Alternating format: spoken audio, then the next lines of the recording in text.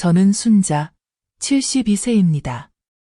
사고로 입원해 있는 동안 제 아들과 며느리는 그녀의 어머니와 함께 휴가를 떠났습니다. 저는 그들에게 울거나 따지지 않았고 조용히 집을 팔았습니다. 일주일 후 그들이 돌아왔을 때 그들은 얼어붙었습니다. 제 이야기를 계속하기 전에 여러분이 어디에서 이 영상을 보고 계신지 궁금합니다. 댓글로 위치를 남겨주세요. 가족의 배신과 조용한 복수에 맞서는 이야기를 더 듣고 싶으시다면 좋아요와 구독을 눌러주세요. 다음에 무슨 일이 일어났는지 들으시면 진정한 자존심이 무엇인지 알게 되실 겁니다. 저는 A회사 재무부에서 40년간 일했고 퇴직 후 모든 복지 혜택을 받았으며 빚도 없고 완전히 대출을 갚은 집에서 살고 있었습니다. 그 집은 남편이 세상을 떠난 후 아들이 6살 때부터 제가 아들을 키운 집이었습니다. 3주 전 세탁 바구니를 들고 계단을 내려가다 미끄러져서 팔이 2군데나 부러지고 갈비뼈도 반쯤 멍이 들었으며 나이와 합병증 위험 때문에 앰뷸런스에 실려가 3번의 스캔과 즉각적인 입원이 필요했습니다. 병원에 도착하자 간호사가 가족이 올 거냐고 물었고 저는 네, 아들이 저와 함께 삽니다. 무슨 일이 있었는지 알게 되면 올 거예요 라고 대답했습니다. 왜냐하면 저는 혼자서 아들을 키웠고 휴가도 가지 않았으며 모든 것을 주었고 그의 교육비, 결혼식, 차를 산 대출까지 모두 부담했으니까요. 그가 제 전화를 받기까지 3시간이 걸렸고 전화를 받자마자 들린 것은 그의 아내가 온천 예약 시간을 다시 확인해야 한다며 웃는 소리였습니다. 그리고 아들은 병원에 개인실이 있는지 물었는데 여행 중에 우리가 너무 걱정하지 않게 하고 싶다더군요. 그날 밤 병원에 올 거냐고 물었더니 짐을 싸느라 바쁘고 장모님이 몇 달 동안 기대했던 여행이라 취소 수수료가 아까워서 미룰 수 없다고 했습니다. 제 팔이 부러진 상황에서도 장모님과 온천 여행을 선택한 겁니다. 저는 혼자 있는 게 무섭고 입원은 처음이라고 말했지만 그는 간호사들이 전문적이고 저는 며칠 혼자서도 충분히 버틸 만큼 강하다고 답했습니다. 그는 제가 항상 독립적이었으니 괜찮을 거라고 했고 여행에서 돌아오면 기념품 가게에서 뭐라도 사다 주겠다고 했습니다. 마치 38년의 희생 끝에 병원에 혼자 남겨진 걸 그걸로 보상할 수 있다는 듯이요. 그의 아내는 스피커폰 뒤에서 장모님은 계획이 틀어지면 감정적으로 힘들어지고 여행을 취소하면 스트레스를 받아 진짜 아플 수도 있다고 했습니다.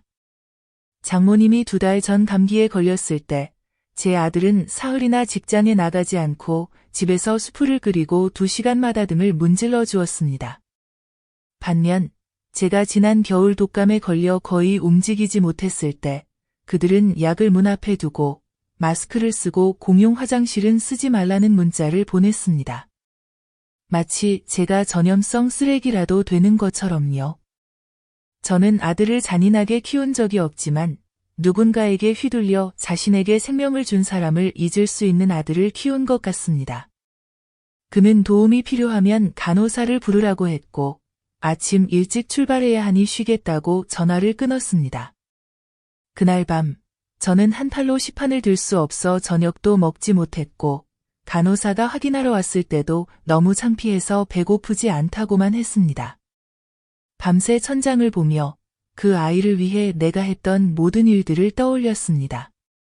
학교에서 우산을 두고 왔을 때 빗속을 걸어가 데리러 갔던 일, 대학 교재값을 마련하려고 보석을 팔았던 일, 2번 버림받았다는 상처를 주지 않으려고 재혼하지 않았던 일까지. 그들은 제가 혼자서도 괜찮을 거라고 했고 그래서 저도 괜찮기로 했습니다. 하지만 제 방식대로요. 왼손으로 공무원 시절부터 알던 부동산 친구에게 전화를 걸어 집이 비어있을 때 평가를 받고 싶다고 했습니다. 그녀가 진심이냐고 묻자 저는 정말 진지하다고 가능하면 이달 안에 집을 팔고 싶다고 했습니다.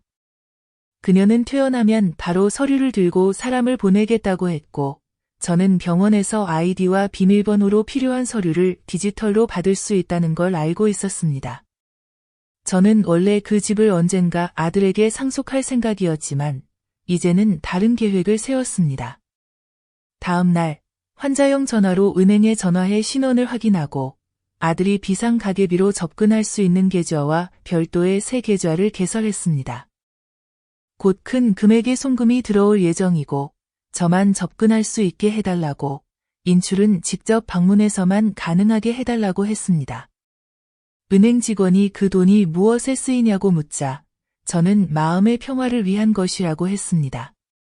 그리고 한번 유언장 상담을 했던 변호사에게 전화해 집세를 내지 않는 성인 자녀의 퇴거 절차에 대해 물었습니다. 그는 서면 임대차 계약이 없다면 2주 전에 통보하면 법적으로 충분하다고 했습니다. 정말 이렇게 할 건지 묻기에 저는 네, 그들이 제가 혼자서도 괜찮을 거라고 했으니 저도 그 말을 믿겠다고 했습니다. 그리고 저는 그들이 결코 예상하지 못한 일을 하기로 결심했습니다. 병원 침대에서 모든 전화를 마친 후 나는 시스템 B에 저장해둔 모든 재정 파일을 검토했고 집 등기, 세금 기록, 보험 증서가 모두 내 이름만으로 등재되어 있으며 공동 소유자나 2차 수혜자가 기록되어 있지 않음을 확인했다. 그리고 퇴원하자마자 찾아야 할 목록을 만들었다. 아들이 마지막으로 장을 들여다 준 것이 5년이 넘은 일이라는 것이 떠올랐다. 며느리가 이 집에 들어온 이후로 내가 준비한 가족 저녁 식사는 항상 너무 짜다고 비난받거나 그녀가 이미 어머니와 외식했다고 알리면 완전히 무시됐다. 내가 한 번은 우리 셋이서만 소박하게 내 70번째 생일을 축하할 수 있냐고 물었더니 아들은 이미 장모님 생일 여행을 가기로 약속했다며 그 주말 늦게 들어올 거라 했다. 그리고 편의점에서 산 플라스틱 케이크 상자를 내밀며 나중에 먹으라고 했다.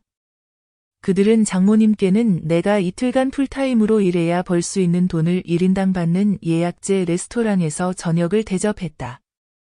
나는 아들이 어릴 때 내가 함께 병원에 동행한 횟수를 정확히 세기 시작했다. 10살 전까지 43번, 전문의 방문 15회, 치과 수술 3번, 독감에 걸려 체온을 매시간 확인하려고 병원 의자에서 보낸 밤이 12번이었다. 작년, 내 오른쪽 다리에 심한 통증이 생겨 걷기 힘들어졌을 때 아들에게 병원에 데려다 줄 수 있냐고 물었더니 아들은 자신에게 시간이 없으니 카풀 앱을 쓰거나 이웃에게 부탁하라고 했다. 단지 내가 늙어간다고 자꾸 회사를 빠질 수 없다고 했다. 그로부터 2달 뒤 장모님이 배가 아프다 하자 그는 하루 종일 그녀를 병원 여러 곳에 데려가고 다른 의사 3명에게도 소견을 구했다. 그리고 내가 아는 슈퍼마켓보다 5배는 비싼 전문점에서 보양식과 비타민을 사다 주었다. 내 다리에 대해 2차 소견을 구하고 싶다고 하자 그는 무료 진료소면 충분하다며 내가 너무 예민하다고 했다. 결국 나는 혼자서 4시간을 기다린 끝에 조기 관절염 진단을 받고 정기 치료가 필요하다는 말을 들었지만 그 일정은 단 한 번도 도와준 적이 없었다. 장모님은 매년 2번씩 아들이 전액 부담하는 정밀 건강검진을 받았고 내가 같은 걸 요구하자 그들은 내게는 너무 비싸고 불필요하다고 했다.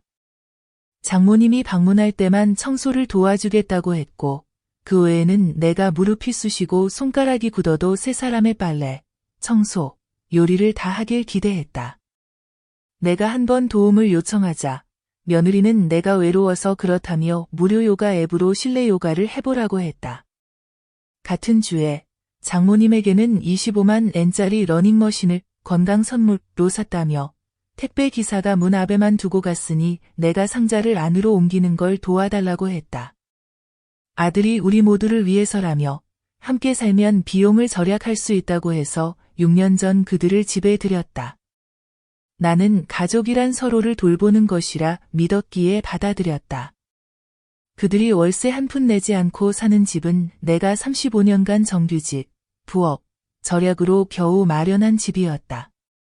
하지만 그들은 이 집을 내 존재를 배경에만 두길 바라는 공동 공간처럼 여겼다.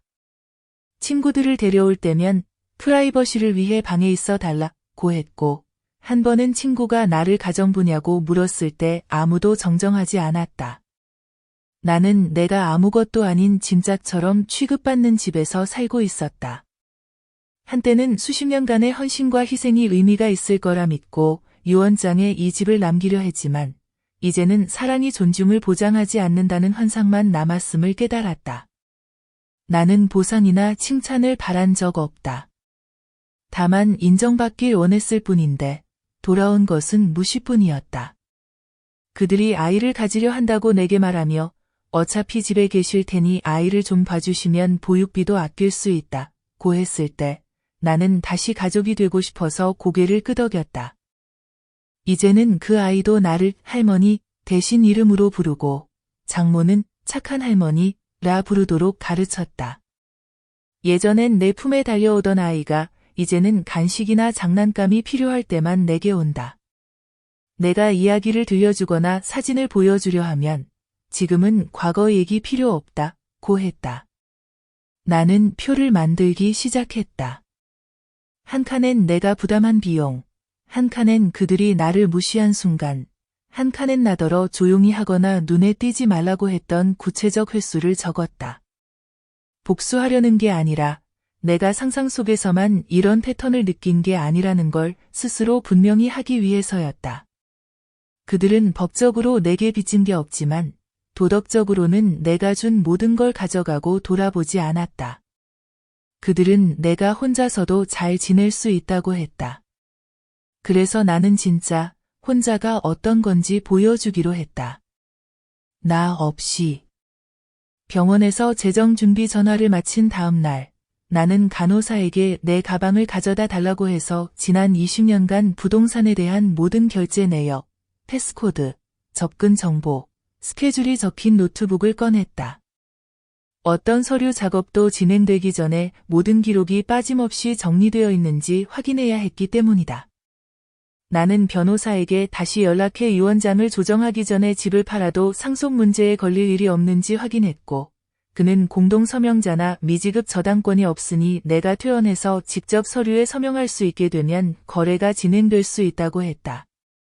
그래서 나는 매물 계약서를 병실로 보내달라고 일정을 잡았다. 그들은 그녀의 어머니와 온천 리조트에서 차를 마시며 휴식을 취하는 동안 내가 한 손에 깁스를 한 채 병상에서 자산 이전을 완료하고 있다는 사실을 전혀 몰랐다. 그녀는 한 번은 내가 TV를 보는 동안 자기네 빨래를 개도 괜찮겠냐고 물었는데 마치 내가 그들의 삶이 방해받지 않도록 배경에서 무급 노동을 하며 존재해야 하는 사람인 것처럼 굴었다. 그는 한 번은 내 나이 또래 많은 사람들이 시설에 보내진다는 이유로 내가 아직도 그들의 가정에서 역할을 하고 있다는 것에 감사해야 한다고 했는데 수십 년간 그를 집에 머물게 한 것이 마치 나에게 호의였던 것처럼 말했다. 나는 3년 동안 모든 명절을 집에서 혼자 보냈다. 그들은 그녀의 가족 또는 자기들끼리 번갈아 휴가를 다니며 걔가 혼란스러워하지 않게 나를 집에 두는 게 편하다고 했다. 나는 그들이 해외에서 결혼 서약을 갱신한 사실도 거실 벽에 액자 사진이 걸린 후에야 알았고 여행으로 부담 주고 싶지 않았다며 나중에야 들었다. 그녀의 어머니는 고양이를 입양한 날 같은 사소한 기념일에도 선물 바구니를 받았지만 내 생일은 내가 직접 말하지 않으면 아무도 챙기지 않았고 말해도 일 때문에 너무 피곤하다며 축하해주지 않았다. 나는 한 번은 상속 계획에 대해 대화를 시도하며 앞으로 무엇이 가장 도움이 될지 물어보려 했지만 며느리는 지금은 그런 거 걱정 안 해요. 집만 망가지지 않게 해주세요. 우리 거니까요? 라고 했다. 그 순간 나는 그들이 나와 연결된 유일한 이유가 집의 평수라는 걸 알았다. 퇴원 날짜 전에 나는 이미 부동산 중개인에게 전문 사진 촬영과 비공개 매수자 리스트를 준비하도록 했고 그녀는 즉시 입주 가능한 현금 구매 희망자 2명의 관심을 확인해 주었다. 즉, 집이 비워지는 즉시 지체 없이 거래를 진행할 수 있었다. 나는 이사업체에 전화를 걸어 내가 집에 돌아간 지 이틀 안에 내 짐을 포장해 옮기도록 예약했고 어느 방에 들어가고 어느 방은 건드리지 말아야 하는지 내 소지품과 그들의 물건을 어떻게 분리해야 하는지 명확히 지시했다. 은행에는 매매 당일 공증인과 은행 수표 수령 일정을 잡으라고 했고 3달 전 조용히 모델하우스를 둘러봤던 콘도 사무실에도 연락해 내가 눈여겨봤지만 소유하리라 기대하지 않았던 꼭대기층 유닛의 계약 절차를 시작해달라고 요청했다. 그녀는 한번 가구 쇼핑에 따라가도 되냐고 물었을 때 어차피 여기 오래 안 계실 건데 무슨 소용이냐 며 나를 배제했고 내가 그게 무슨 뜻이냐고 물었더니 농담이라며 넘겼다. 그는 한 번은 공과금 명목으로 서류에 서명해달라고 했지만 내가 읽어보니 그의 이름을 소유권에 추가하는 요청서여서 거절했고 다시는 그 얘기를 꺼내지 않았다. 그들은 나를 부모가 아닌 임시 거주자 취급했다. 나는 그들이 여행 중일 때 모든 서류 작업이 끝나도록 일정을 맞춰 내가 진행할 준비가 되면 어떤 저항이나 간섭도 거래를 지연시키지 못하게 했다. 이사업체는 그들이 돌아오는 아침에 도착한다고 했고 나는 이미 전주에 몰래 그들의 짐을 옮겨둔 안방과 창고를 제외한 모든 방에만 출입을 허락했다. 나는 그들의 소지품을 보관할 창고를 6개월치 선불로 예약하고 각 상자엔 방 이름을 적고 만약 그들이 짐을 찾으러 올 경우를 대비해 물품 목록을 보관함 안쪽에 붙여두었다. 이사 다음 날엔 전체 청소를 예약해 남은 음식물이나 쓰레기는 버리고 자물쇠를 교체하며 우편함에서 가족 이름표도 떼어달라고 했다. 그들은 내가 수년간 조용히 사라질 준비를 해왔다는 걸 몰랐다. 나는 변호사에게 매각으로 인해 거주 종료를 공식 통보하는 서신을 준비해 매메일에 발송하도록 요청했다. 혹시라도 그들이 세입자 권리를 주장하거나 퇴거의 이의를 제기할 경우에 대비해서면 기록을 남기기 위해서였다. 그녀는 한 번 손님 앞에서 우리가 호의로 집에 있게 해준다 고 말했고 나는 아무 말 없이 고개를 끄덕였지만 사실 나는 그녀가 가족이 되기 전 이미 집을 완불로 구입했다. 최종 송금은 매매일 정오에 내 새 계좌로 입금되도록 예약되어 있었고 나는 이미 중개인에게 병원 퇴원 증명서를 긴급 위임장으로 사만에 대신 서명할 권한을 위임해 두었다. 그들이 돌아올 무렵이면 집은 비어 있고 자물쇠는 바뀌어 있으며 그들의 새로운 현실이 기다리고 있을 것이다. 나는 사라지고 그들은 자신들이 내게 준 것과 똑같은 것을 얻게 될 것이다. 내가 병원에서 퇴원하던 아침, 나는 병상에서 마지막 부동산 서류에 서명하고 중개인과 매매가를 확인했으며 마감 일정에 동의하고 새 개인 계좌로 자금 이체를 승인했다. 이 모든 동안 내 아들과 그의 아내는 그녀의 어머니와 함께 광천탕에 몸을 담그고 있는 휴가 사진을 온라인에 올리며 가족이 우선 과 같은 문구로 캡션을 달았다. 나는 내 개인 카드에 남아있던 잔액으로 개인 택시를 결제했고 조용히 집으로 돌아와 마지막이 될 열쇠로 문을 열고 들어가 곧바로 무엇을 가져갈지, 무엇을 다시는 손대지 않을지 고르는 과정을 시작했다.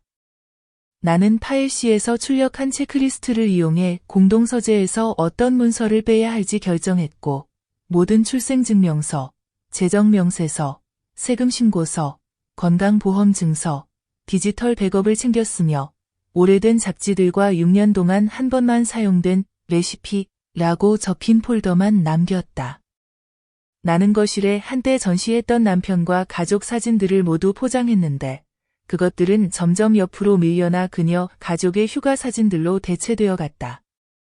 이 사진들은 이사팀을 위해 안전한 락박스에 넣었다. 나는 그들의 결혼 앨범은 선반에 그대로 두었는데 더 이상 나를 의도적으로 배제했던 그 사건들에 아무 감정도 남지 않았기 때문이다.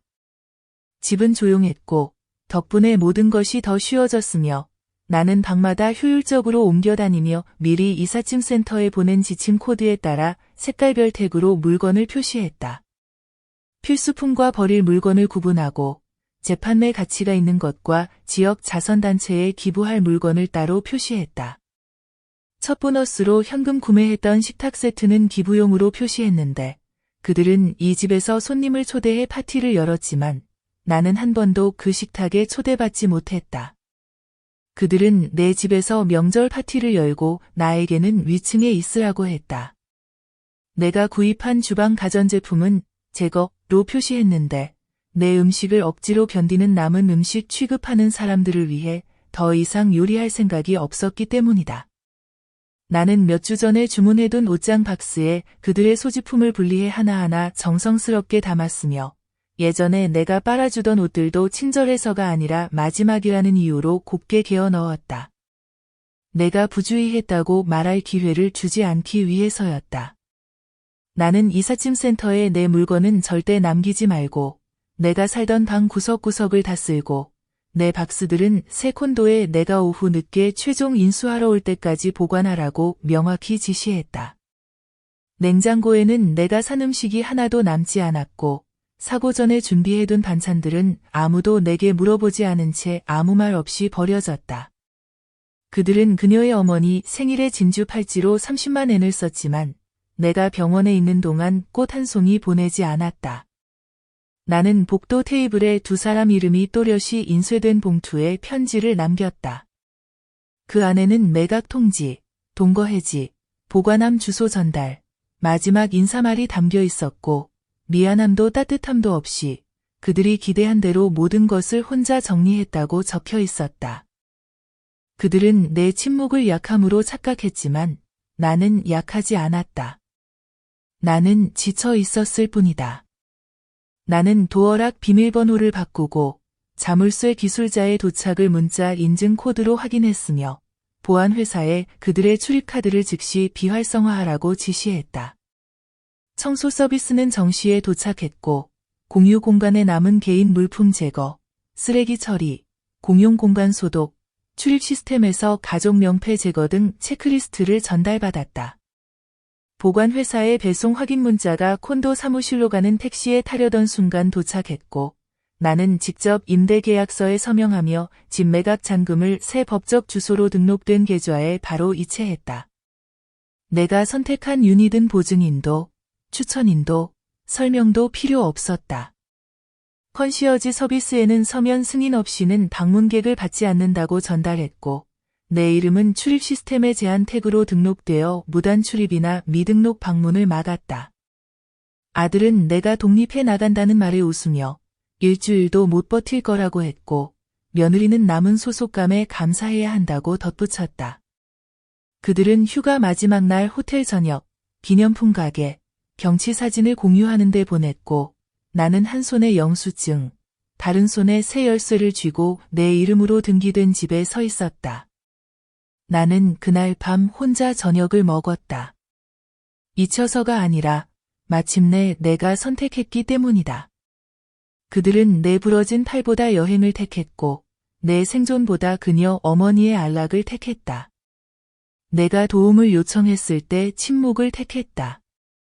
이제 그들은 내가 한마디도 하지 않았던 것보다 더 큰 침묵을 집에서 마주하게 될 것이다. 다음 날 아침 그들이 아마도 리조트에서 그녀의 어머니와 차를 마시고 있을 때 이삿짐센터는 오전 8시에 정확히 도착했고 내 지시대로 집에서 내 것이라고 표시한 모든 물건을 체계적으로 옮기기 시작했다. 우리가 함께 이사 올 때 가족 공유 공간이라고 불렸던 방에서 수년간 혼자 잠들었던 침실부터였다. 나는 침묵 속에서 각 상자가 봉인되고 각 서랍이 비워지고 각 가방에 라벨이 붙여지는 모습을 지켜보았다. 이제 더 이상 대면도, 대화도, 마지막 말 한마디도 없을 것임을 알았다. 그들은 비상 상황보다 휴가를 선택함으로써 그런 권리를 포기했기 때문이다. 나는 내 기록, 귀중품, 그리고 내 저축으로 산 일상용품들 세 사람이 모두 아무런 감사 인사 없이 사용했던 세탁기, 아이가 알레르기가 있을 때 내가 산 공기청정기, 내 이름으로 매달 결제했던 인터넷 요금제까지 어느 것 하나도 남기지 않았다.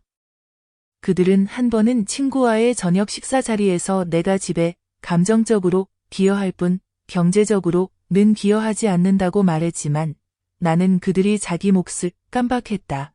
며 항상 나중에 갚겠다고 했던 6년간의 모든 공과금을 내가 냈다. 나는 결혼 전에 구입한 가구들, 한때 그의 대학 졸업을 축하하며 눈물을 흘렸던 식탁, 이후 그들은 내가 초대받지 못한 저녁 파티에 사용했다. 을 오전 11시까지 기부 트럭이 와서 가져가도록 요청했다. 내가 그들로부터 받은 몇 안 되는 선물, 할인 코너에서 산 향초와 최고의 룸메이트, 라고 적힌 머그컵을 포장해 아무런 망설임 없이 쓰레기통에 버렸다.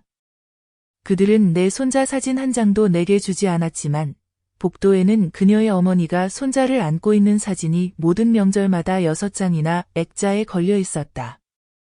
나는 그들의 옷, 세면도구, 아기용품, 전자제품, 책 등 모든 소지품을 미리 라벨이 붙은 용기에 깔끔하게 담아 보관소로 보내고 내 부주의나 파손을 주장하지 못하도록 추가 보험료까지 지불했다.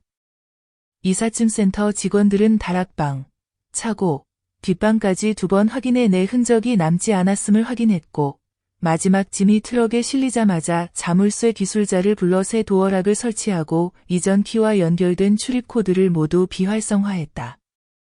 내가 집안에 남긴 것은 현관 테이블에 테이프로 붙인 봉투 하나뿐이었다.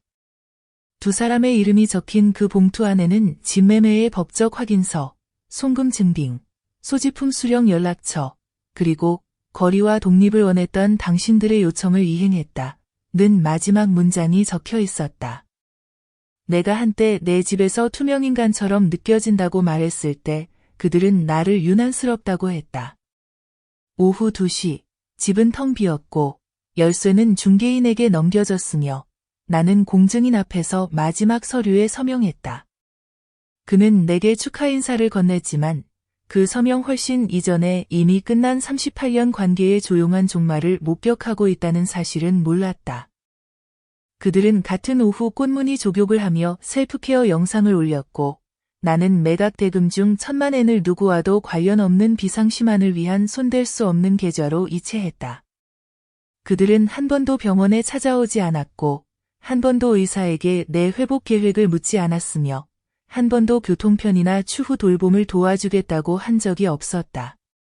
간호사가 가족이 있냐고 물었을 때 진실은 더 이상 중요하지 않음에도 나는 아무렇지 않은 얼굴로 예, 라고 대답해야 했다.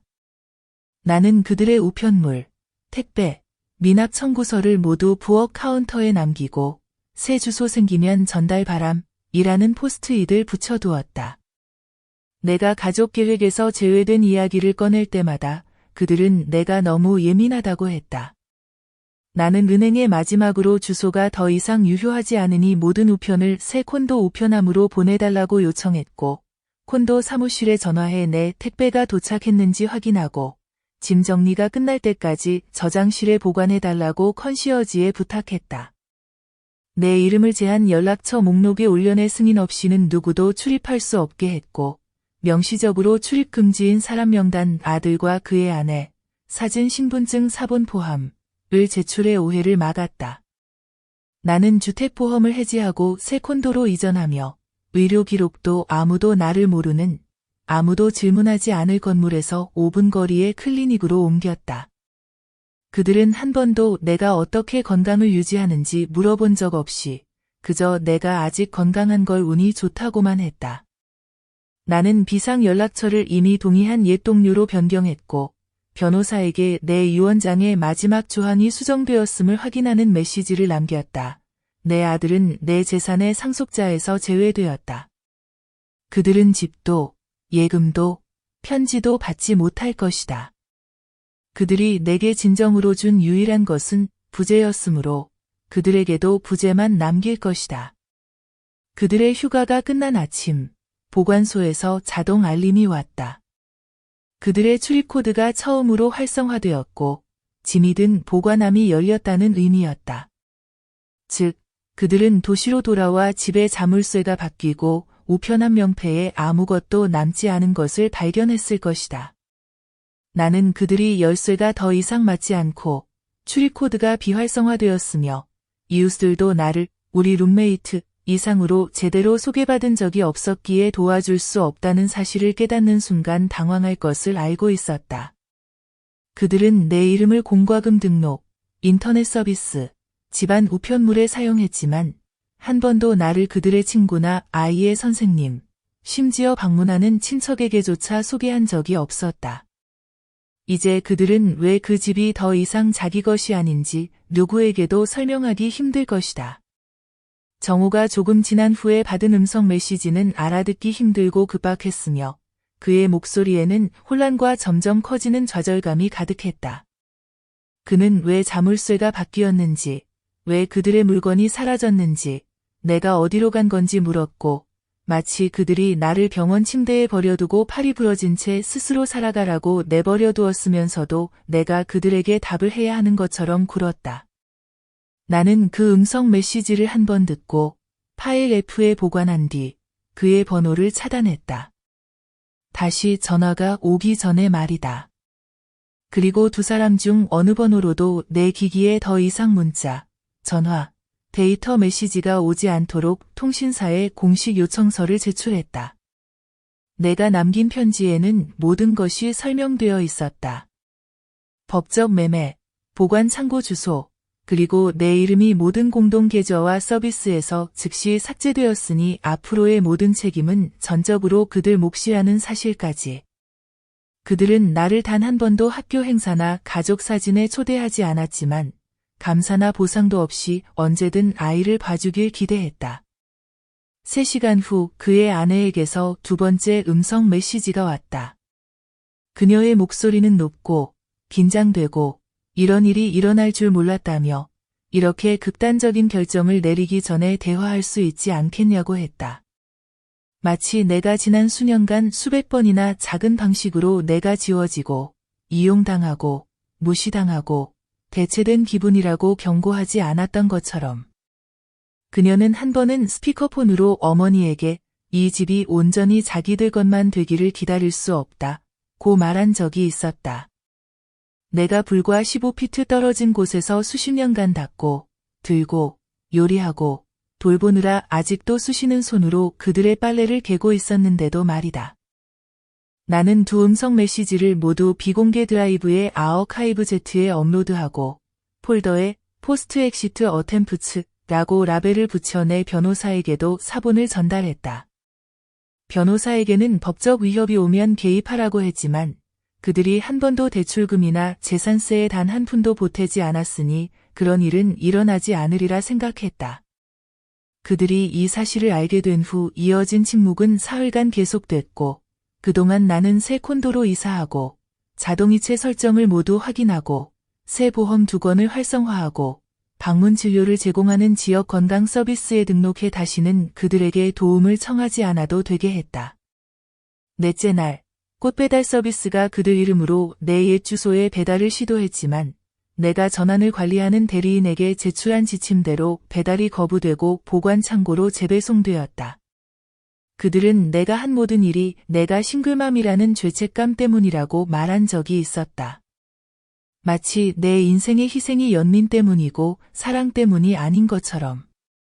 새 건물의 컨시어지는 한 남자가 프런트 데스크에 와서 내 호수를 묻고 가족이라고 우겼다고 알려졌지만 나는 이미 둘 다 제한 방문자로 등록했고 어떤 상황에서도 그들이 건물에 들어오거나 나를 대신해 연락하지 못하도록 지시해두었다.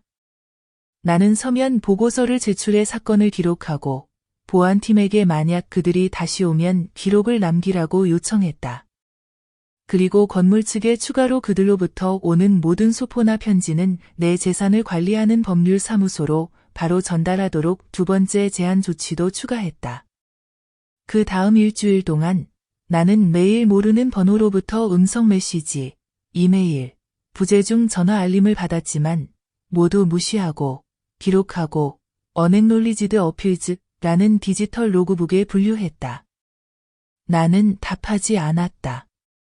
그들은 이미 내가 그들에게 어떤 존재였는지 보여주었기에 더 들을 필요가 없었다. 그들은 그녀의 어머니에게는 은퇴 여행, 건강검진, 수천 달러짜리 생일 선물을 주었고 내게는 침묵, 집안일, 플라스틱 케이크 한 조각을 주었다. 나는 그날들 동안 손편지로 쾌유를 빌어준 옛 동료들과 점심 약속을 잡고 은퇴 전문가를 위한 지역 행사 참석을 확정하고 아무도 나를 짐이나 뒷전으로 여기지 않는 멘토링 프로그램에 자원봉사를 신청했다. 나는 집 매각 대금 일부를 내가 믿는 일, 싱글맘 교육, 노인 긴급 지원, 60세 이상 여성 경력 워크숍 등 소박한 포트폴리오에 투자했다. 여전히 줄 것이 많은데도 무시당하는 게 어떤 건지 알기 때문이다. 나는 수년간 집안에 기여한 내역, 금전적 지원, 감정 노동, 무급 봉사까지 모두 기록한 스프레드시트의 모든 항목을 다시 검토하고 한 번 인쇄했다. 그들에게 보내려고가 아니라 내 기억이 틀리지 않았고 내 이야기는 내가 기억하는 그대로였으며 어떠한 죄책감이나 애원도 그것을 바꿀 수 없다는 걸 내게 상기시키기 위해서였다. 나는 매각 대금의 10%를 가족에게 쫓겨나거나 학대당한 노년 여성들의 독립주거 전환을 돕는 단체에 익명으로 기부했다. 단체장이 수혜자들의 사진과 함께 감사 편지를 보내왔을 때 나는 미소를 지으며 그것을 액자에 넣어 한때 내 아들 사진을 올려두었던 선반에 올려두었다. 그들은 더 이상 내가 필요 없어질 때까지 나를 이용했고 그리고는 나를 버렸다. 정확히 그들이 돌아온 지 9날 후 나는 건물 컨시어지를 통해 전달된 뒤 보관소에서 공식 서한을 받았다. 그 편지에는 내 아들이 창고를 비우고 아무런 후속 주소나 연락처도 남기지 않은 채 떠났으며 모든 물품이 완전하게 회수되었고 분실이나 손상된 물품은 없었다고 적혀 있었다. 나는 내 변호사에게 책임 이전이 완료되었음을 알렸고 곧바로 유언장을 수정하여 남은 자산의 수혜자에서 아들과 며느리의 이름을 삭제하고 위기에 처한 노년 여성들을 지원해온 비영리 단체들의 명단으로 대체했다.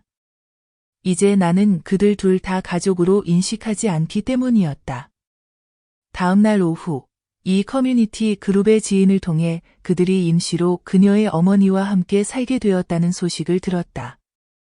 그 어머니는 수년간 왕족처럼 대접받았던 반면 나는 무시당했던 바로 그 사람이었다. 나는 지인이 설명하는 이야기를 주의 깊게 들었다. 그들이 상황을 설명했을 때, 즉 나를 병원에 남겨두고 떠난 일, 내가 집을 팔아버린 일, 돌아와 보니 출입이 금지되고 쫓겨난 상황을 이야기했을 때 그녀의 어머니는 직설적이고 냉정하게 반응했고 그들의 결정을 지지하지 않으며 무기한 머무르는 것도 허락하지 않겠다고 분명히 밝혔다. 그들이 나보다 우선시했던 여인이 이제는 그들을 부끄러워하고 있었다.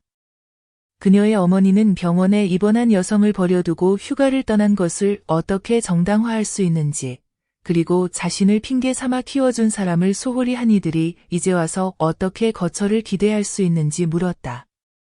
그들은 일주일만 머물 수 있고 더 이상은 안 된다고 들었으며 딸과 사위가 갑자기 혼자 지내려고 설계한 공간에 살게 된 이유를 이웃들이 묻는 것도 원치 않는다고 했다. 그들이 온갖 스파 여행과 선물로 극진히 대접했던 바로 그 시어머니가 이제는 그들의 실패를 덮어주지 않았다. 나는 이 소식을 들었을 때 슬픔이 아니라 세상에 아직 공정함이 남아있다는 확인만을 느꼈다. 다른 지인을 통해 그들이 임대주택을 알아보기 시작했으나 소득증명심사를 통과하지 못해 어려움을 겪고 있다는 사실도 알게 되었다. 아들은 지난해 구조조정으로 비사에서 퇴사한 후 안정적인 직업을 가진 적이 없었고 내 집에서 아무런 기여 없이 계속 살아온 사실을 내게 숨겼다.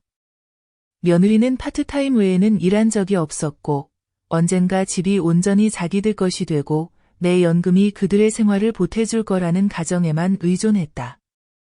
그들은 내 이름을 이용해 안정감을 가장하면서도 내게는 자리를 내주지 않았다.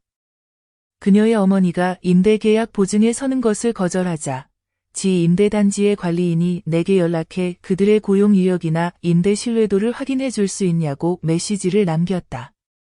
나는 즉시 전화를 걸어 어떤 추천도 제공하지 않겠다고 답했고 내 이름을 그들의 기록에서 삭제해달라고 요청했다.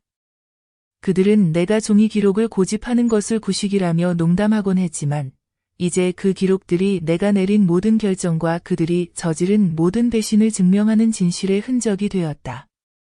그들 쪽의 침묵은 서운함에서 절박함으로 바뀌었고 알 수 없는 번호로 걸려오는 새 전화가 나타났으나 듣지 않고 차단했다.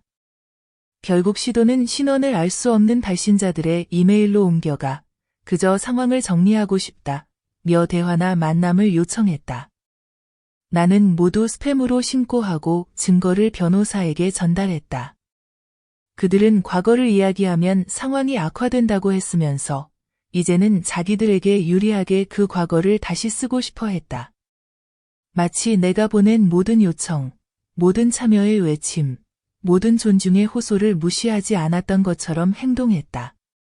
나는 백업 프로필로 그들의 소셜미디어 계정을 확인했지만 사과도 인정도 없었다. 그저 새 출발, 오해, 가족이란 복잡하다는 모호한 글만 있을 뿐이었다. 마치 그 말들이 오랜 세월 나를 집안에 자리 채우는 존재로만 만든 사실을 지울 수 있기라도 한 듯이. 그들은 모두에게 충격을 받았다고 했지만 결코 불시에 당한 것이 아니었다. 이제서야 결과를 마주하게 된 것뿐이었다. 나는 내 이야기를 노년의 독립을 다루는 뉴스레터에 익명으로 기고했고 감사와 갈등, 폭력, 공개적 소동 없이 배은망덕한 가족에서 완전히 벗어나는 과정을 상세히 적었다. 몇 주 만에 감정적으로 학대적인 가족 환경에서 벗어나는 것을 고민하는 60세 이상 여성들을 위한 행사에서 연설을 해달라는 요청을 받았다. 주최자는 내 이야기에서 가장 강렬했던 부분은 매각이나 침묵이 아니라 결코 오지 않을 친절을 기다리지 않겠다는 치밀한 계획과 단호한 거절이라고 말했다. 나는 매각 대금 중 200만 엔을 성인 자녀가 책임감 없이 상속을 당연하게 여기는 상황에서 재산 분쟁을 겪는 노년 여성들을 위한 법률 기금에 추가로 기부했다. 그리고 기사를 읽고 용기를 내어 자신의 상황을 벗어난 2명의 수혜자로부터 손편지를 받았다. 나는 H사 재정상담사와 함께 유언 신탁을 만들어 내 사후 남은 모든 자산이 새로운 지시에 따라 정확히 배분되고 혈연을 주장하는 어떤 이도 이의를 제기할 수 없도록 했다. 그들은 내가 평화를 선택했다고 이기적이라 했지만 정작 자신들이 부재를 선택한 것을 이기적이라 부른 적은 없었다. 마침내 내가 한 일을 소수의 친구들에게 털어놓았을 때 반응은 한결같았다. 안도, 박수, 그리고 누군가가 허락을 구하지 않고 스스로를 해방시킬 때만 나오는 그 특유의 존경심이었다. 그들은 내 새로운 장을 축하하기 위해 작은 모임을 여는 것을 도와주겠다고 제안했고 나는 파티는 사양했지만 모두가 오랜 세월 남을 위해 살아온 후 자신을 위해 산다는 것이 무엇인지 이야기를 나누는 카페 제2에서의 단체 점심은 허락했다. 그 다음 주에 손자의 학교에서 우리 아파트 인터폰을 통해 긴급 연락처로 내가 여전히 가능한지 묻는 메시지를 받았고 나는 학교 사무실을 통해 공식적으로 모든 책임을 포기했으며 앞으로 그의 양육에 더 이상 관여하지 않을 것임을 통보했다. 한때 나는 그의 식사 시간, 목욕 루틴, 선호하는 잠자리 동화까지 유일하게 알고 있던 사람이었지만 이제는 아무도 아니었고 더 이상 그것이 아프지 않았다. 그들은 여전히 내 존재에 의지해 자신의 삶을 유지하면서도 내 삶에서는 나를 지워버렸다. 그래서 나 역시 그들이 내게 준 그대로 아무것도 남기지 않고 그들의 의존을 지웠다. 그들이 창고를 비우고 근처에 집을 구하지 못한 지 2주 후 최근 자원봉사했던 커뮤니티 센터의 연설자 명단에 등록된 공용 이메일 주소로 다른 이름으로 보냈지만 분명히 내 아들이 쓴 이메일이 도착했다. 설명할 기회를 한 번만 달라 며 1년 넘게 안아보지 못한 손자의 사진을 첨부했기에 나는 즉시 변호사에게 이메일을 전달하며 공식적인 접근 금지 통지서를 작성해 달라고 요청했다. 내가 왜 외출이나 학교 행사에 초대받지 못하냐고 물었을 때 그들은 한때 아이가 나이 든 사람들과 있으면 너무 힘들어한다고 했지만 나중에 그녀의 어머니가 모든 행사, 소풍, 명절 공연마다 자랑스럽게 할머니로 참석한 사진들로 가득한 앨범을 보았다. 나는 닫힌 문 뒤에서 요리하고 청소만 할 뿐이었다. 접근 금지 통지서는 48시간 내에 발송되었고 모든 직접적, 간접적, 디지털, 물리적 연락이 즉시 중단되어야 하며 추가 시도는 괴롭힘으로 간주되어 법적으로 대응할 것임을 명확히 밝혔다. 나는 서명된 사본을 콘도 파일 캐비닛에 최신 유언장과 기부 영수증 옆에 보관했다. 그러나 법적 침묵은 10일밖에 지켜지지 않았다. 내 이름으로 꽃 배달이 왔으나 카드 없이 이전에 그녀의 어머니 생일에 사용했던 꽃집 이름과 일치했다. 나는 컨시어지에게 배달을 거절하고 사건을 기록하며 내 비접촉 명령이 시스템에 계속 활성화되어 있는지 확인하라고 지시했다. 그들은 나를 수년간 무급 노동자로 대하면서도 내가 마침내 그들이 스스로 쌓아올린 경계를 지키자 낯선 사람 취급을 받아들이지 못했다. 그들은 그녀의 어머니에게 스파 주말, 진주 목걸이, 손편지를 주었지만 나는 남은 음식과 감기때의 침묵만 받았다. 다음 연락은 내가 3년째 나가지 않은 교회 소그룹을 통해 왔다.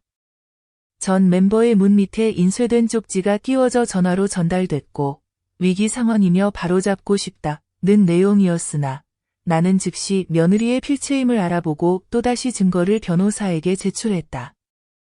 내가 손목이 아픈 채로 그들의 설거지를 할 때, 명절마다 혼자 앉아 있을 때, 결정에 참여하고 싶다고 했다가 감정적이거나 참견한다는 말을 들었을 때, 그들은 한 번도 바로잡으려 하지 않았다.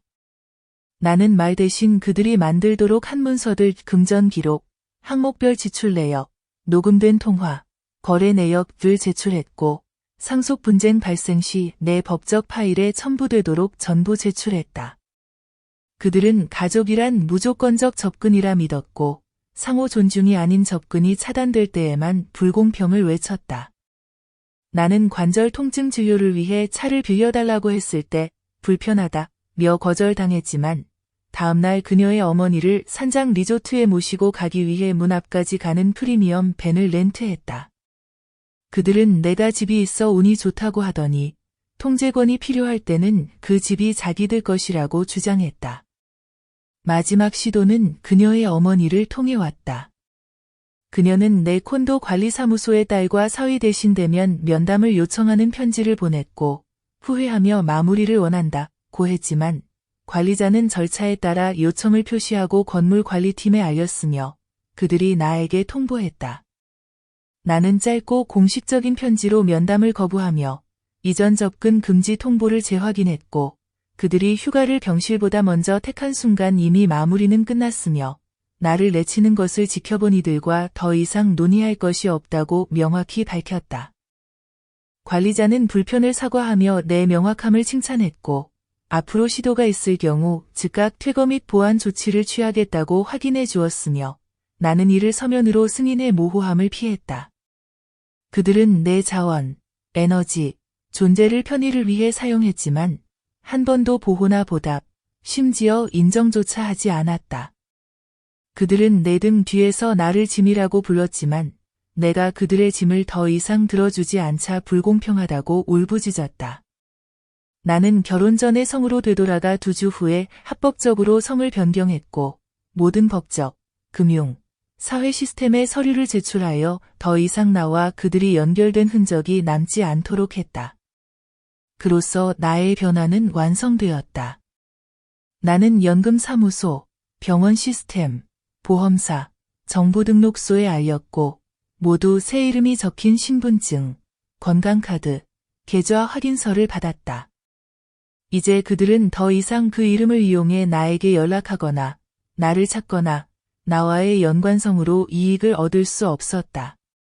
그들은 한때 내가 내 공간을 원한다고 너무 극적이라고 했지만 이제는 이미 그들을 완전히 지운 사람을 필사적으로 찾고 있었다. 이틀 후 건물에서는 독립적으로 노년을 살아가는 것에 대해 간단히 이야기해 달라는 초대를 받았고 나는 기꺼이 수락하여 갈등이나 대립 없이 내가 어떻게 계획하고 실행하며 스스로를 보호했는지 기본적인 내용을 공유했다. 이름을 언급하지 않았지만 내 이야기를 알아듣는 사람들에게는 그 메시지가 분명했다. 포럼이 끝난 후 2명의 여성이 따로 다가와 자신의 성인 자녀에 대해 조언을 구했고 나는 무엇을 기록해야 하는지, 자산을 어떻게 보호해야 하는지, 누구에게 연락해야 하는지 목록을 주었다. 지식은 나누지 않으면 침묵일 뿐이고 나는 오랜 침묵 속에 살아왔다. 그들은 내가 지워지기를 기대하면서도 충성을 바치길 원했다. 그들이 나를 지웠기에 나도 돌아가는 다리를 지웠다. 최종 성변경과 전 가구와의 모든 법적 연관을 영구적으로 끊은 지 한 달 후 내가 선임한 가족법 변호사로부터 친절한 업데이트를 받았다. 변호사는 내 아들과 며느리가 부당 퇴거를 주장하며 민사소송을 마지막으로 시도했으나 법적 근거 부족, 공동 소유권 없음, 임대 계약 없음, 6년간 전적으로 무료로 거주하며 재정적으로 아무런 기여도 하지 않았다는 문서 증거로 인해 소송이 즉각 기각되었다고 알렸다. 그들은 한 번도 전기, 수도, 가스, 식료품비를 낸 적이 없으면서도 집이 사라진 뒤에야 자신들의 권리가 있다고 주장했다. 나는 변호사에게 항소에 대비해 90일 더 서류를 보관하라고 했지만 어떠한 심리나 중재에도 참석하지 않을 것이며 중재자를 통한 연락도 일절 응답하지 않겠다고 분명히 했다. 내가 혼자 병원 침대에 팔이 부러진 채 누워있을 때 그들은 나에게 말할 기회가 있었지만 대신 휴가를 준비하며 나를 침묵 속에 남겨두었다. 병원 기록, 통화 내역, 음성 메시지 전사, 시간 표시된 영수증 등은 그들의 주장을 무너뜨리기에 충분했고 내가 수년간 조용히 모아온 증빙 서류 목록을 변호사가 읽어줄 때 나는 그것을 모두 잠긴 보관함에 보관하라고 했다. 언젠가 누군가가 내 역사를 다시 쓰려 할 때를 대비해서다. 그들은 한때 내가 너무 체계적이라 했고 기록을 너무 많이 남긴다고 했으며 디지털로 저장할 수 있는 것을 인쇄해 보관하는 것이 편집증 같다고 했다. 그러나 이제 그 서류들이 그들과 그들이 남에게 믿게 하고 싶은 거짓말 사이에 서 있었다. 그들은 모든 경계를 무시하다가 경계가 자신들을 완전히 제거할 수 있다는 사실을 깨달았다. 한때 그들이 우아하고 친절하며 모든 편안함을 누릴 자격이 있다고 칭송했던 그녀의 어머니는 이웃들이 갑작스러운 딸 가족의 등장과 불분명한 주거 상황에 대해 질문하자 차가워졌다고 한다.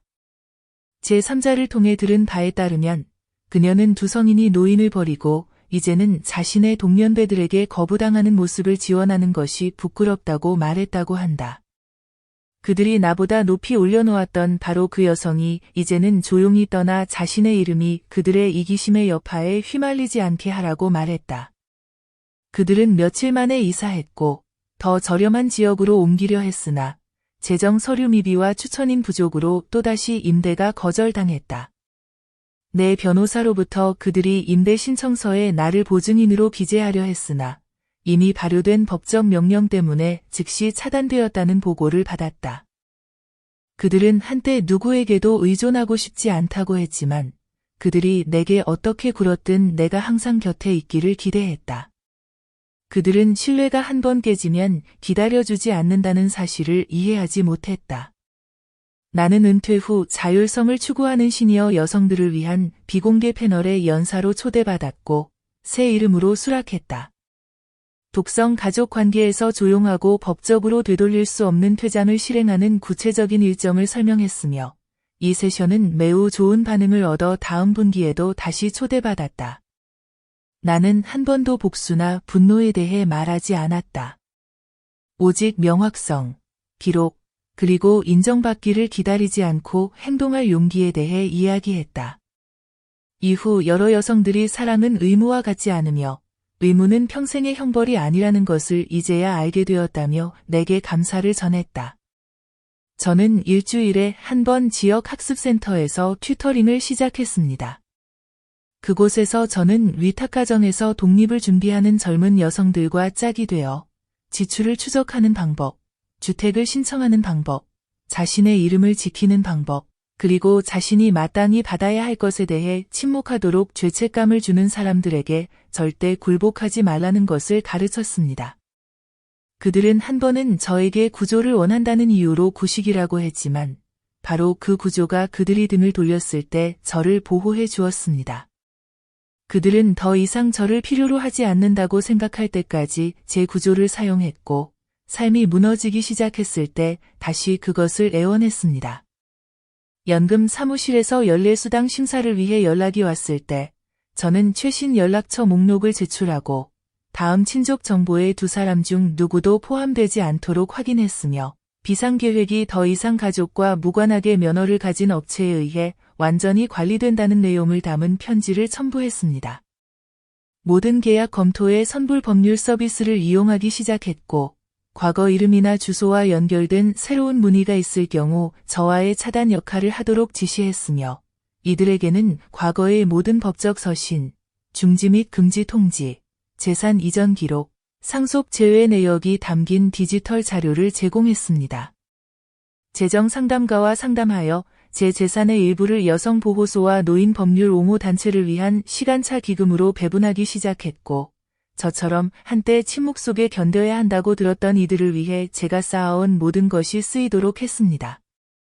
그들은 한때 제가 미래를 걱정하는 것을 두고 너무 과장스럽다고 했지만, 미래가 도래했을 때 그들이 조롱했던 바로 그 안전망을 애원했습니다. 그들은 제가 항상 문을 열어둘 거라 생각했기에 문이 잠길 거라고는 생각하지 않았습니다. 저는 의료 기록을 새 성으로 갱신하고 이전 신분은 과거 기록용으로만 기재했으며 모든 과거 인맥의 연락은 중개기관을 통해 필터링하도록 요청했고 모든 의료 및 법률 담당자에게 저는 생존 가족이 없으며 가족의 동의 없이도 돌봄을 받을 수 있음을 확실히 했습니다. 그들은 다시는 저를 대신해 말하거나 저를 주장하거나 저를 이용하거나 저로부터 상속받지 못할 것입니다. 그것은 제가 그들을 미워해서가 아니라 그들이 저보다 훨씬 먼저 그들의 입장을 명확히 했기 때문입니다. 그들은 저를 버릴 수 있는 존재로 만들었기에 저는 그들이 아직도 제가 기다리고 있다고 믿게 만드는 모든 끈을 끊어냈습니다. 제가 콘도로 이사하고 한 번도 집세를 내지 않은 채 제 집에 살던 사람들과의 모든 관계를 법적으로 끊은 지 3개월 후 법률 서비스 사무실로부터 제 이전 신분과 관련된 모든 문서가 잠기고 보관되어 제한 접근 상태로 지정되었다는 확인을 받았습니다. 이는 가족이나 외부인이 법원 명령 없이 제 이전 이름으로 의료, 재정, 법적 정보를 요청할 수 없다는 의미였고 그 누구도 더 이상 법적 지위를 인정받지 못했기에 그런 명령을 받을 수 없었습니다. 그들은 6년 동안 제가 제 월급과 희생, 손으로 직접 지은 집에서 살았지만 단 한 번도 모든 세금 기록, 공과금 납부, 아들이 열과 사고로 올 때마다 응급실에 찾아간 사람이 저임을 인정한 적이 없었습니다. 그들은 제가 더 이상 답하지 않기 훨씬 전부터 저를 중요하게 여기지 않았고 제가 침묵 속에서 행동하자 그들은 그것을 배신이라 불렀습니다. 제가 평등한 대우를 요구했을 때는 감정적이라고 했으면서 이제는 수십 년 동안 저를 소진시킨 뒤 버림받았다며 아무에게나 울어댔습니다. 그들은 제 재산에서 제외된 것에 대해 도덕적 돌봄과 관여를 주장하며 마지막으로 이의를 제기했으나 제가 제출한 수년간의 재정 기록, 음성 메시지, 미납 청구서 사본, 생일의 빈 의자 사진, 병원에서 혼자 누워 있었던 날짜가 적힌 진술서를 검토한 법원에 의해 즉시 기각되었습니다. 그들은 가족이라고 주장했지만 정작 중요할 때는 가족답게 행동한 적이 없었습니다. 법원의 기각 판결에는 청구인이 지속적인 지원, 비용 분담, 돌봄 의무의 어떠한 내역도 증명하지 못했으므로 미래의 상속을 기대할 합리적 근거가 없다는 서면 판결이 함께했고 저는 변호사에게 그 판결문을 스캔하여 모든 갱신된 유언장과 함께 영구 보관하도록 지시했습니다. 저는 몇 주 전 부고를 읽은 적 있지만 한 번도 만난 적 없는 여성의 추모로 놓인 돌봄 지원금에 또 한 번 저축 일부를 기부했습니다. 그녀는 요양원에서 아무 방문객 없이 세상을 떠났고 성인 자녀들은 해외에서 살며 마치 삶에 아무것도 빠진 게 없는 듯 휴가 사진을 올렸기 때문입니다. 그들은 한때 저에게 주변에 사람이 많아 운이 좋다고 했지만 정작 그 사람들은 자신들에게 불편한 무언가가 필요해진 순간 모두 사라졌습니다. 저는 가족에게 외면받은 중년 여성들의 새로운 모임에 가입했고 매주 제 이야기와 닮은 사연들을 들었습니다. 익힌 생일, 무시당한 병, 점점 내 방 같지 않게 느껴지는 집의 한 방, 저는 부끄러움이나 망설임 없이 제 과정을 나눴습니다. 한 명씩 그들은 자신의 힘을 되찾기 시작했고 어떤 이는 자물쇠를 바꾸고 어떤 이는 유언장을 고치고 어떤 이는 마침내 존중 없는 사랑은 사랑이 아니라고 말할 용기를 냈습니다. 그들은 저에게 제가 혼자가 아니라 너무 오랫동안 침묵당했을 뿐임을 가르쳐 주었습니다. 저는 미래의 편지를 배달할 수 있도록 예약하는 서비스를 구독했고, 제가 소중하게 여긴 각기 다른 단체, 사람, 혹은 대의명분에 각각 주소를 쓴 편지 10통을 썼습니다.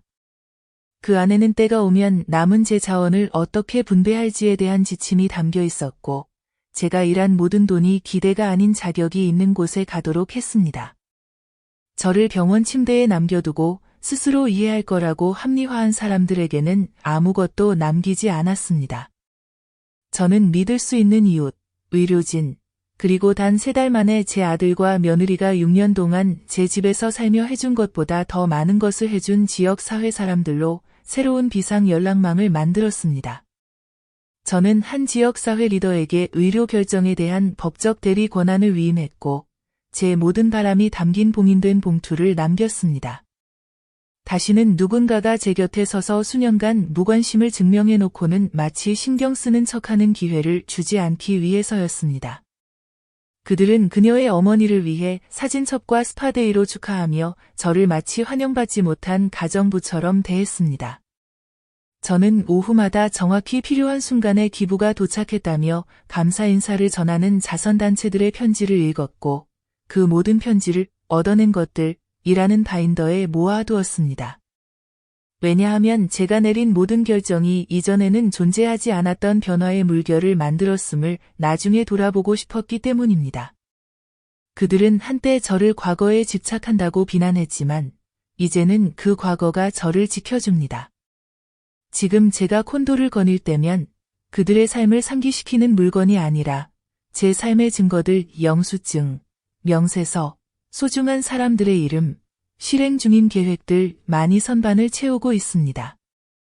노력 없이 상속받을 거라 기대했던 이들의 흔적은 단 하나도 없습니다. 그들은 제가 조용히 기다릴 거라 믿고 저를 버렸지만, 저는 그 시간 동안 그들이 통제한다고 여긴 이야기의 모든 줄을 다시 썼습니다. 그들은 제가 너무 늙어서 다시 시작할 수 없다고 생각했지만, 이미 자신들이 지워졌다는 사실을 볼 만큼 겸손하지 못했습니다. 저는 더 이상 제 고통을 외면하고 자신의 안락함만을 지키려 했던 사람들의 사과를 기다리지 않으며 제 침묵이 필요했던 이들을 위해 마음속 자리를 남겨두지 않습니다. 모든 법적 문서, 모든 디지털 제한, 그리고 모든 끊어진 인연은 복수가 아니라 수십 년간의 조용한 무시 끝에 스스로를 지키기 위한 자기 보존의 행위였습니다. 그들은 제가 얼마나 적게 받든 언제나 곁에 있을 거라는 생각으로 삶을 쌓았지만 그들의 충성이 편리함에 한정됐다는 걸 보여줬을 때 저는 더 이상 혈연이 배신을 덮을 수 있다고 믿지 않기로 했습니다. 그들은 제가 떠날 곳이 없으니 결코 떠나지 않을 거라 수년간 확신했지만 저는 대립이 아니라 단호하고 되돌릴 수 없는 부재 속에서 평화를 찾았습니다.